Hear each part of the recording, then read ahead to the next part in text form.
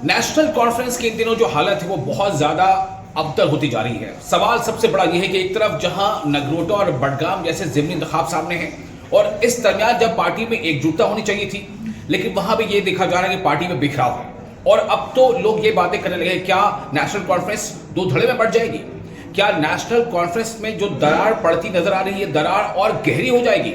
दरअसल जिस तरह से लगातार आगा रोहिल्ला जो नेशनल कॉन्फ्रेंस के मेंबर पार्लियामेंट हैं, उन्होंने अपना लगातार जो एक तरह से हमला है वो नेशनल कॉन्फ्रेंस की क़यादत पर और सीधे सीधे यूं कहें तो कहीं ना कहीं उमर अब्दुल्ला पर निशाना साध रखा था।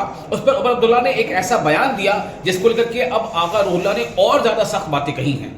दरअसल जब उमर अब्दुल्ला से पूछा गया कि मियां अल्ताफ ने पार्टी क़यादत के बारे में या इस तरह से कुछ ऐसी बातें कही हैं, तो उमर अब्दुल्ला ने कह दिया कि आप उनका मुआवजा आगा रोहिल्ला से ना करें, मियां अल्ताफ हमारे वालिद जैसे हैं। इस बात के बाद जो बयान आया है आगा रोहिल्ला का वो और ज्यादा जो है नेशनल कॉन्फ्रेंस की क़यादत को परेशान करने वाला है। सीधा सीधा कहीं ना कहीं अब आगा रोहिल्ला के बयान में नेशनल कॉन्फ्रेंस की जो क़यादत है उस पर सवाल है, उस पर निशाना साधा है। उन्होंने तमाम वो बड़े मुद्दे उठा दिए हैं कि जिन मुद्दों को लेकर के आप आवाम के बीच गए, आवाम ने आपको इतना ज़्यादा वोट दिया, इतनी सीटें दी, और अब आप जब इक़्तिदार में आ गए हैं तो आपने उनको बिल्कुल ताक पर रख दिया है। उन्होंने खास से उठाया उन मुद्दे को कि आपका वादा था कि 1 लाख नौकरियां देंगे, तो एक साल में कम से कम 20,000 नौकरियां कहाँ हैं? आगा रोहिल्ला ने सवाल उठाया कि 370 वापसी का आपने वादा किया था, उसको लेकर आपकी पार्टी ने क्या कोशिश की है?